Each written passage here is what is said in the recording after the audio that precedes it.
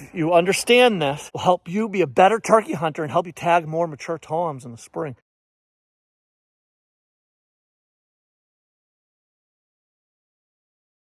That pretty much, you've got to think of volume. I, myself, have witnessed hens coming into my set where they're like, where they're clucking. They're actually making sounds and vocalizations that I never heard until the hen got within like 80, 60, 50 yards and even closer. And the same thing with gobblers. Gobblers, vocalizations and sounds that they make, a lot of them I never heard when they were out there far away, but as they closed the distance, got in close, I learned that their calling is very, very quiet. It's like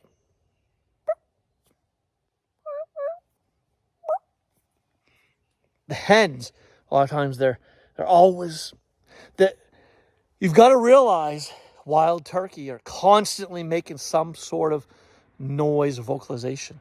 There's whines they make, purrs, really small clucks, and 1-note yelps, 2-note yelps, the 4, 5, 6, and 10-note yelps, the excited yelps, the whatever. They make hundreds of different sounds and vocalizations and they make so many vocalizations and calls that humans will never fully comprehend and understand, and actually humans will never be able to mimic.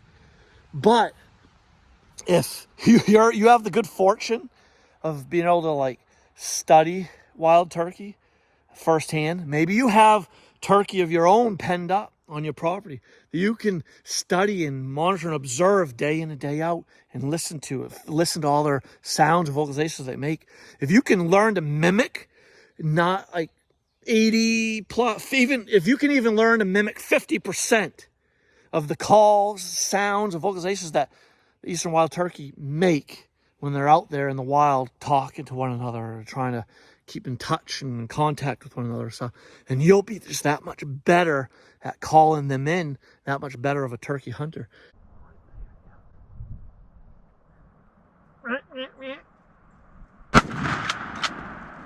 Got him. Got the long beard. Got the long beard, guys. Others in. That was a big old flock. They're all grouped right together. What I tell you, in the rain, it's a rainy day. What? 10-inch beard, maybe? Probably a 3-year-old. He's big. He's nice. Nice bird. I'd say he's probably a 3-year-old, 10 or 11-inch beard. There were tons of jakes in there. I really didn't want to shoot a jake. I looked for the long beard, and he was like the 3rd turkey in or so. Yeah, I seen that beard dangling. So yeah, that's the one. And I took the shot. That was probably a 20-yard shot, 25-yard shot maybe. 2 3/4 shell, number 4s or 5, 12-gauge shotgun. Yeah, they love walking this dirt road, up and down the dirt road. Nice. Yeah, man, he's hitting. Whoa, whoa, whoa, whoa. Trying to fly away. Whoa. Woo! Nice. And a nice bird. Woo-wee.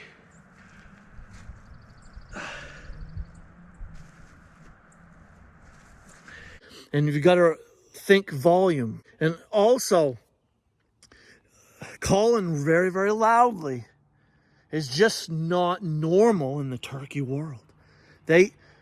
Tens and gobblers, when their vocalizations are talking to one another, it's very low volume. We can hardly ever pick it up and hear it unless they're within like 50 yards or under in our set, wherever we're sitting at that moment.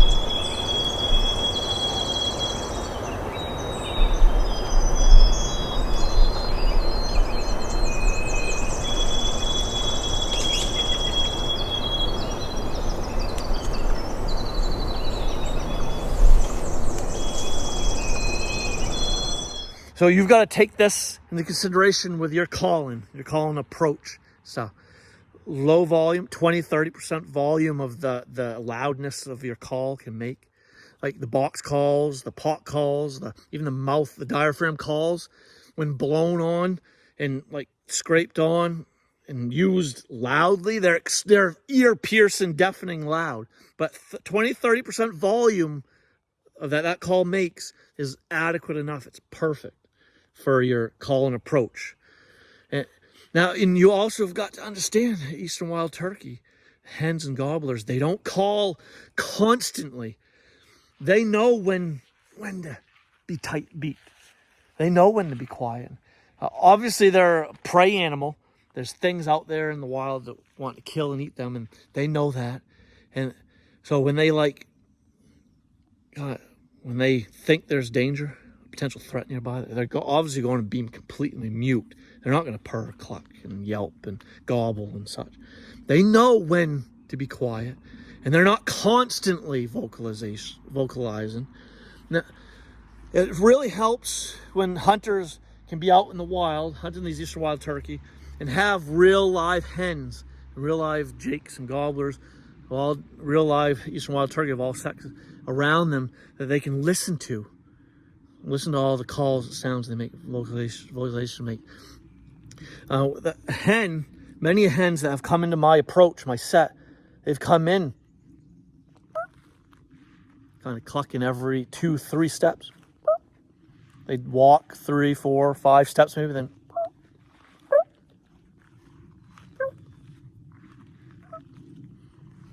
and they might go to feeding, and I notice too when hens are feeding, they kind of purring when they're doing like a 1-2 note yelp.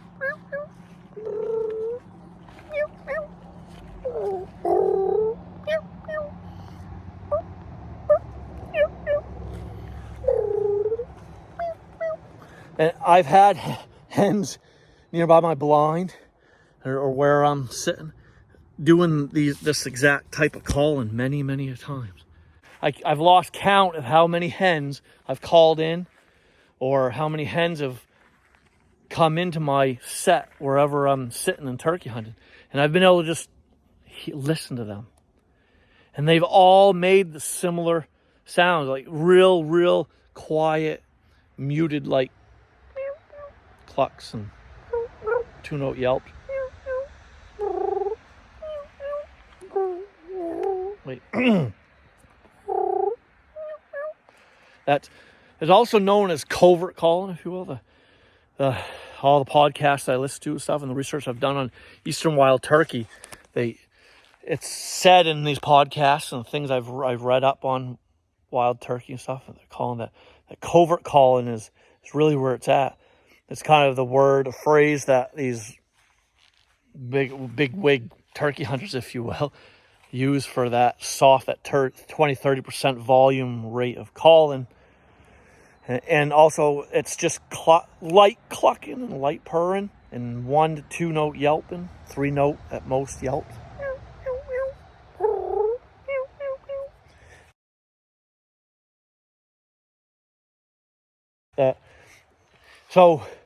And also too, you don't want to burn all your bridges.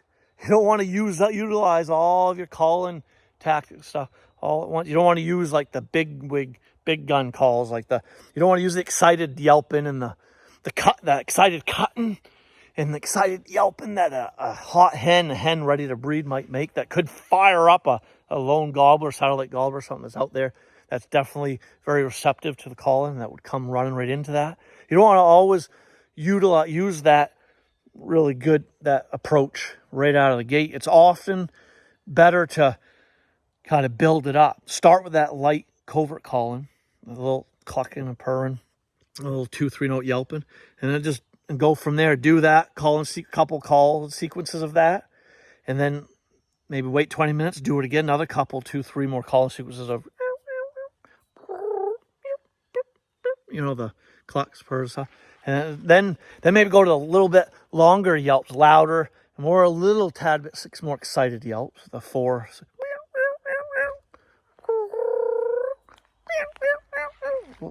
And just build it up. Because a lot of times turkey could be extremely close to where you're at. So that lighter, softer calling, it's a good bet. It's a good idea to start with that right out of the gate, so you're not busting them out of there. So you're not really alerting the gobblers and hens and stuff to your exact location, so you're not getting busted and blowing your hunt altogether. Start low and soft, and then wait it out. Wait 20-30 minutes. See if you hear anything or see anything before you call again and stuff. And then you might be able to go a little bit louder, 10% volume louder, turn it up a bit, and maybe do a little bit more excited calling at that time. So it's a good way to kind of go about your calling approach. Yeah, so you've got to remember, really realize that the eastern wild turkey, they're not loud vocalizers. They're not being really, really loud out there. I mean, they've got to pretty much guard themselves from predation. They have so many predators, so many things out there in the woods and like aerial predators, hawks, eagles, stuff, and obviously your foxes and bobcat and coyote and such. You have all of them. They're obviously aware of and they're looking out for, and there's things they're all out there to kill and eat turkey, and so they're wanting to not be overly loud, attracting these predators to their location and stuff, but they want to keep in touch with one another, with the flock. Hens want to talk with hens, gobblers keeping in touch with the other gobblers, traveling with them and such. Their vocalization with one another, constantly making sounds and vocalizing to keep in touch, keep tabs on one another. They're always talking back and forth, bickering back and forth. There's some whining going on, some purring and light clucking and very, very light yelping. Nothing too extravagant, too loud. And they know when to be quiet. For the most part, when something catches their attention, they hear something out of the ordinary, they see something, it's not quite right in their environment, they're going to be extremely quiet. And eastern wild turkey too are notorious for staying still for almost like a statue, still like a statue for a long periods of time, holding their head high and just listening and watching. I don't know how many times you've seen this and witnessed this yourself, but I've seen it time and time again where like a mature tom or gobbler was coming in, and or I've like just spotted a hen or gobbler out there certain distance, and I would never have like seen them if I didn't happen to see like the silhouette of them, or the coloration of the heads, or maybe they moved their head slightly. Maybe they slightly moved. It caught my attention and I was able to see them. But for the most part, I would have never known they were there if there was no little bit of movement. Something caught my attention, and I'd look and watch, and they'd just be standing there, still, not moving. I've watched a gobbler like midday. A lot of times they're doing this midday, new time, when they're loafing around. The loafing time of day, late morning, 10 a.m. to up to upwards of 3, between 10 and 3 p.m. That like window, those hours are like loafing hours for the turkey. The eastern wild turkey will go to certain areas of their home range where they like to hang out the majority of the daytime. They'll call it loafing, their loafing area. And they'll kind of hang there for the duration of those hours, for many, many hours. They'll bed down. I've witnessed this myself, seen many turkey laying down under shaded bushes or under the trees, out of the sun, when the sun gets high. It's in the 60s, 70s, warm. They're known to go into the shaded parts of the forest or off the edges of the fields and bed up underneath trees and bushes and shrubs and stuff. And I've seen that, watch them do this. I've seen bedded turkey, and they've seen them stay like that for like 2 hours plus, laying down bedded. I've seen them stay still and almost motionless like a statue for what seemed like an hour plus for a long time. And they're incredible game birds, incredible animals. These wild turkey, man, they're extremely tough to hunt for all these reasons. They're not the easiest thing out there to hunt. Before you plan your next hunting approach on these eastern wild turkey, before you plan to go out there after the big tom gobbler, use this knowledge to plan your approach, so you know how to be quiet, know when to be quiet, know when to be still, and so you can better camouflage yourself, better hide yourself in your environment wherever you set up before you begin your calling and stuff. It's vital. It's very important to have the right setup. Setup is everything. Setup is key. The right setup for a hunter is key. Is really where it's all at when being able to be successful at shooting a mature tom. Time and time again, you're going to be busted and not have a hunt go your way because of merely where you set up. You were most likely spotted, and stuff because your setup just really stunk. It stunk that bad. And you use this knowledge to your advantage to be just that much better of a turkey hunter. So you can go about your setup the right way. So you can go ahead and put your tag on that mature tom turkey. I hope it all works out for all of you, everybody. Hey, smash that like button for me, could you, before you go? Definitely subscribe to Spikes and Gills if you're not already. Click the notification bell if you're notified of all future uploads. I greatly appreciate extra support, follow. I'd like to see this channel blow up. It won't without your help, without your support, without you subscribing and clicking that notification bell and such. And definitely smash that like button before you go. All right, everybody, see you on the next episode.